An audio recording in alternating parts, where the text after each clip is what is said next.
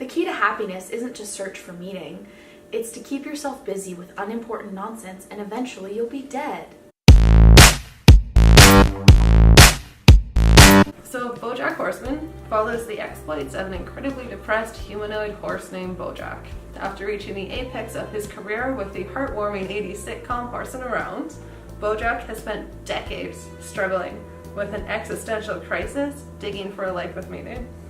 Instead, he repeatedly hits rock bottom, and after exploring booze, drugs, and alcohol, and nuking every relationship that matters, Bojack sets out to run free and find some hope in a life full of despair. So the first thing I noticed from the trailer was Bojack's missing, and I think the first question is, where is he? I like to think he's running free with the horses. He finally managed to free himself from like the downer that is Hollywood.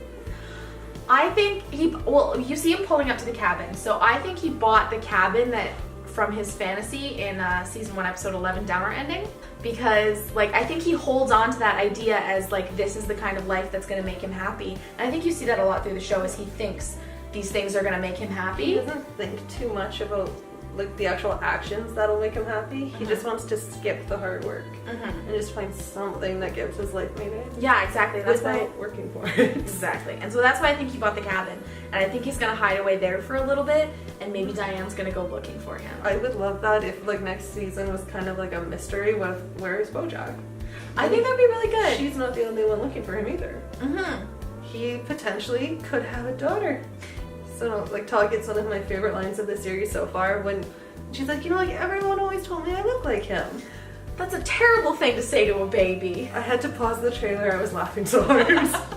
That was good. Todd always delivers the best lines.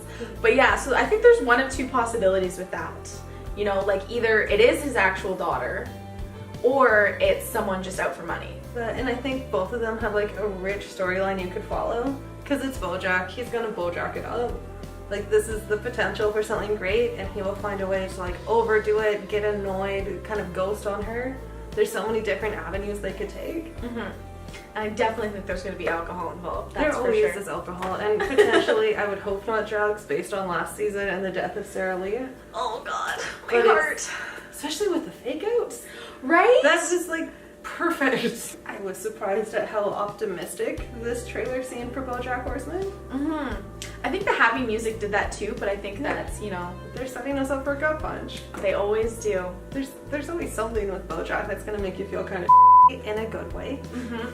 Make you question life. Address the realities of the kind of life that Bojack's leading. You get a nice dichotomy between him and Peanut Butter, where you have Bojack who's just like in an existential crisis where nothing really matters, and Peanut Butter who is like the Hollywood idealist where nothing does matter, so just have fun. So now Peanut Butter is going to be governor, so he did find a new task to keep himself busy. I love that, and it feels very topical given the celebrity people in politics at the moment.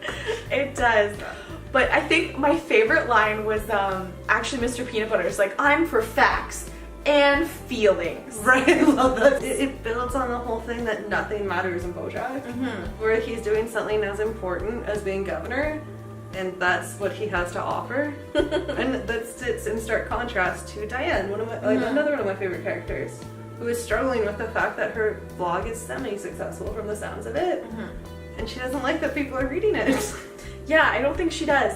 And it also looks like it's going to cause a rift in their relationship a little bit, because there was that scene where he's holding her up against the and wall. growling. Yeah, could Mr. Peanut Butter be a villain? I just like to think he's like a dog that gets scared. Like, yeah. You know, some fireworks go off, he's not sure how to deal, so he just acts out. I don't think he has the capacity to be a villain. I don't. He's not the brightest bulb in the box. He's a golden retriever. He's just a good he boy. just loves everything, and that's it. And I think that's part of the, like, you know, you go into like why Diane married him, because I think it's a similar vein to Bojack Horseman, that she's just trying to find things to make her happy. Yeah, and I think that whole opposite, well, Mr. Peanut Butter seems happy. I'm like, you know, the emo girl who hates everything. He'll probably help, but you can't fake it till you make it with something like that. No, happiness takes work and constant effort. And I feel like with Bojack missing, this is probably going to further the rift between them, because she's calling him, she's filled up his voicemail in the trailer, just trying to reach him.